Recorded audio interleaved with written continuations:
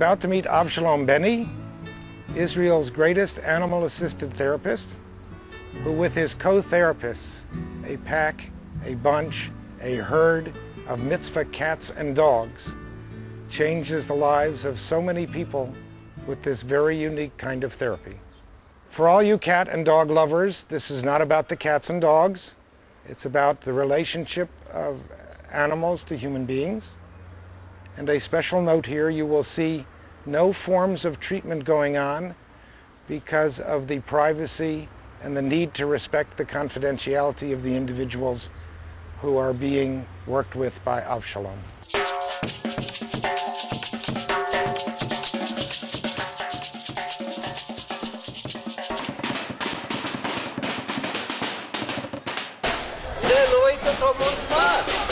This is a special festivity. It doesn't happen every day.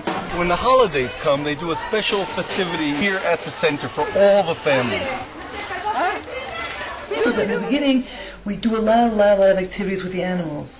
But as the relationship with the family grows here, and as they become more and more, they use the animals without even being with the animals. And they start bringing up their feelings and how they're feeling and things that are going on at home. And very often we find ourselves not even going out and doing an active activity with the animals, but the animals, like the dog can just be in the room, and we're sitting here and we're talking, and the dog is in the room.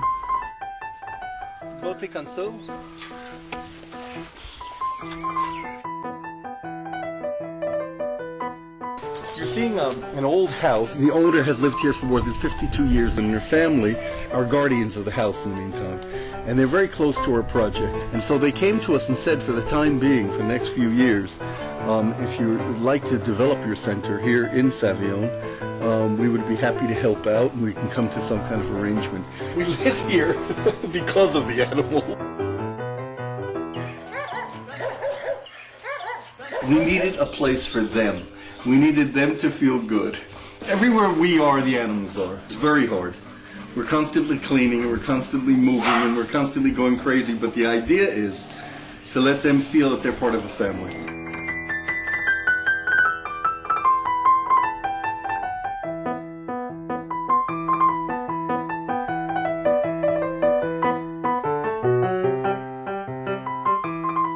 In order to be good therapy animals, they have to experience human companionship in a positive way.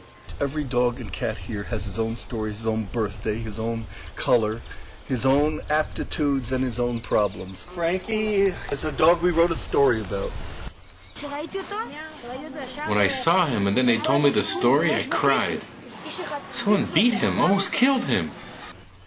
He was badly abused. His upper jaw was broken. He was burned with cigarettes. His eye was out. He was a victim of terrible abuse.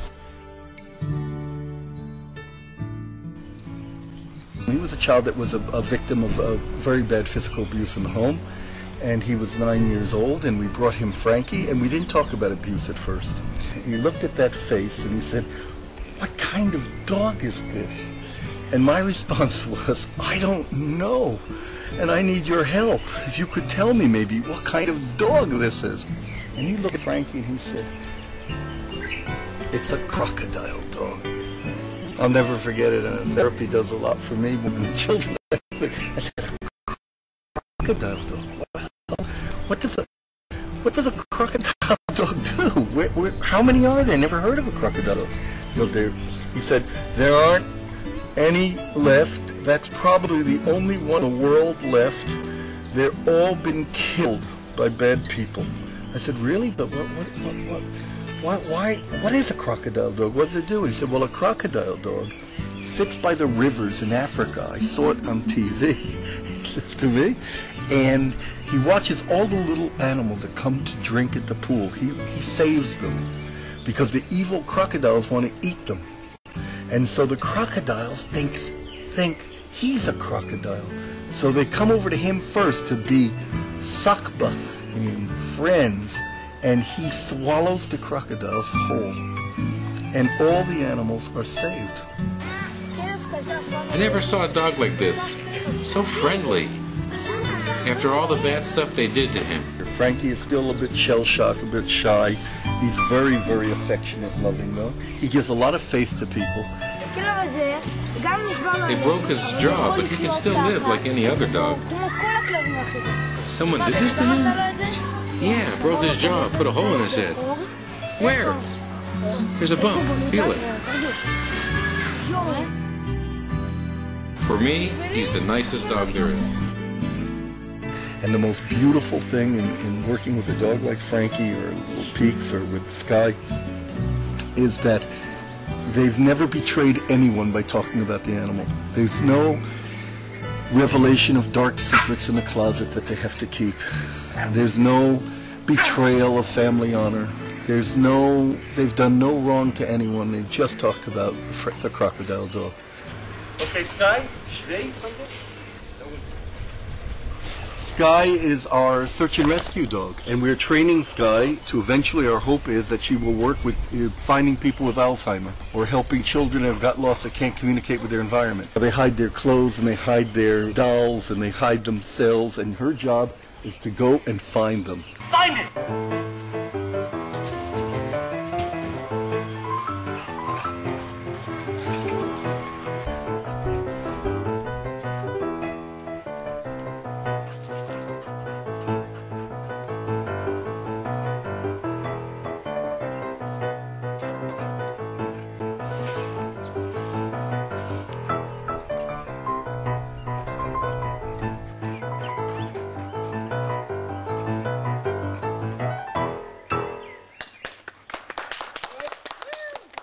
We learn a great deal from our dogs, and with Sky, we tell parents, instead of yelling and screaming, getting all worked up and destroying themselves and destroying their children as well, many times we've dealt with her with humor. We discovered the search and rescue because she was always in search of something. She was constantly running and looking and wanting to do something.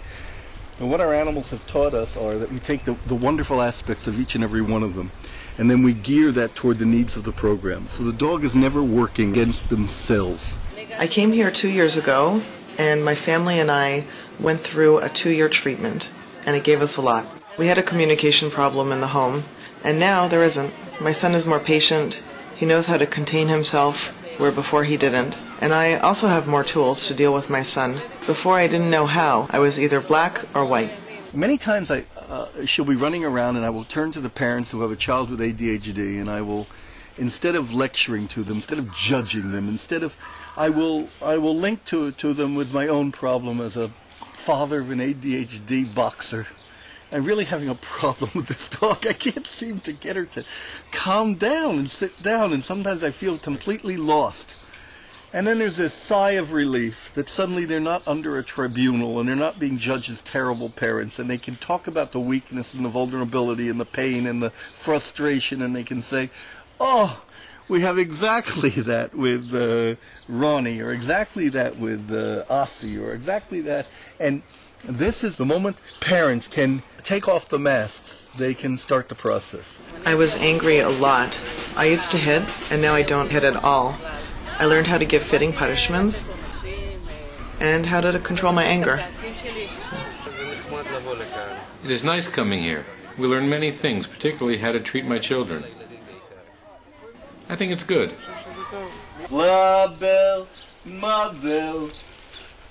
Tu es si belle, la belle, ma belle. Oh, it ain't Frankie. Okay.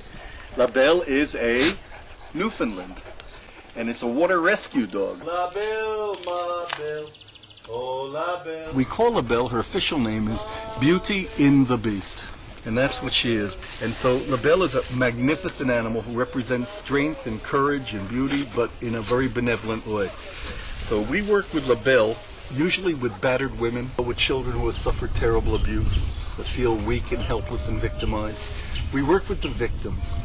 We work with those who feel that something has been sliced away from their lives and they have lost all control over it. We work with La Belle. She does beautiful work with terror victims, feeling that there's no protection, there's nothing around them, and they can't control what's around them. And suddenly they discover that a 130-pound dog, and they weigh 60 or 70 pounds, a child or a woman that's been battered badly, she is taking this dog for a walk, and it's not pulling her through the leaves, and it's not attacking her, and it's not beating her, it's listening to her. She's in control of the dog. It likes her, it respects her. First of all, I see them as co-therapists.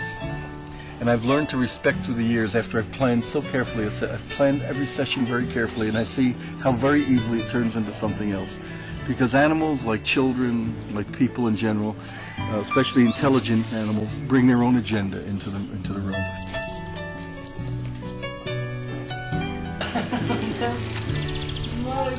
Who's my girl? Who's my girl? Who's my girl, huh? Huh? Now they all have to learn to respect each other, not to fight during the treatment time. They kind of learn the rules that it's not allowed, and you won't see them killing each other over food here, although they each want it desperately. Okay, no, Hivri, Shvu, Shvi. Now we're all going to wait. We do this with family. I give it like this, with my fingers enmeshed in the food. And the children do it as well. And why do we do that? Because it's a confrontation between hand and teeth. My hand is kind, their teeth are kind. I control my response, they control their response. Now the huge teeth on this big bear, she will literally take it very delicately. And the children have to give the food that way, not throw it on the floor, not give it like this.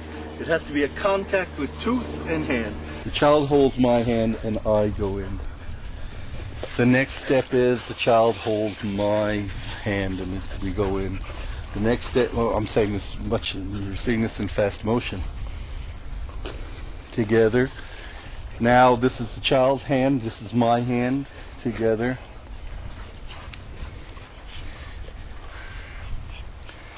And then I gradually lift my hand up, holding and supporting, and then we're home. And the child feels he has just trained a lion.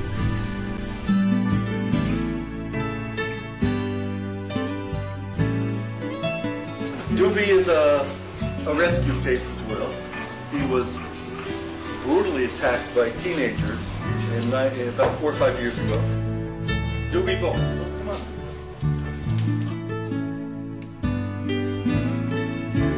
I see them as individuals because I've raised many of them. We've saved them. Once you save an animal, you become responsible for that animal. The tool as itself is very attractive. Kids like it. It's a very good way to keep the family coming because it's an attraction. The projective type of work that the animals bring into the room, the material it brings in the room, together with other types of therapeutic skills is amazing. The problem with this kind of work is that every day we're dealing with very, very troubled existences of other people. Bull, Tiny. Tiny. Tiny bull. He gives a lot of strength to others, even what he's going through. If he does have cancer and he does have to be treated, his whole process of recovery will also become part of somebody else, a child's process as well, because he will fight for himself. Now being checked out to see if they're cancerous or not.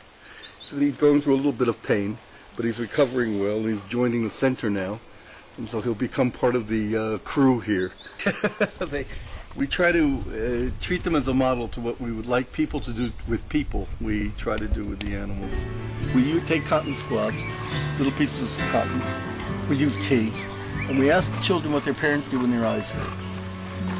And they rub the animal's eyes, and then the father or the mother has to do it with their children in a separate session, in a separate tea bag, and they learn to control their response.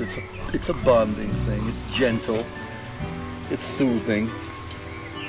And there's a lot of concentration into cleaning, into working on the eye to make the animal feel better, to groom the animal. And suddenly things will come out like when I was a little child.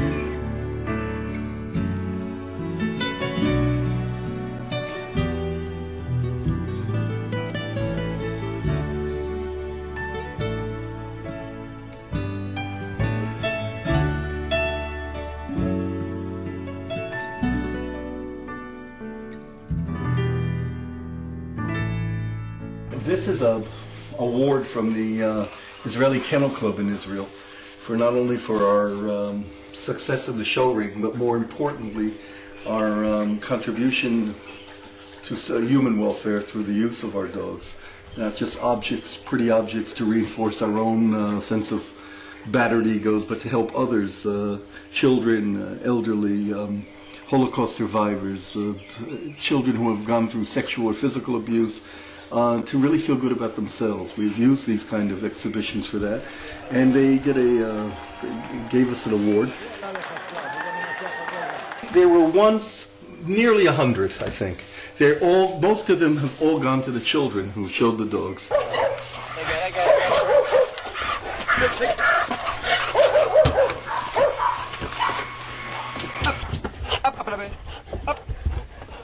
And people ask me often, but Avshalom, in the end it all comes to an end. What happens?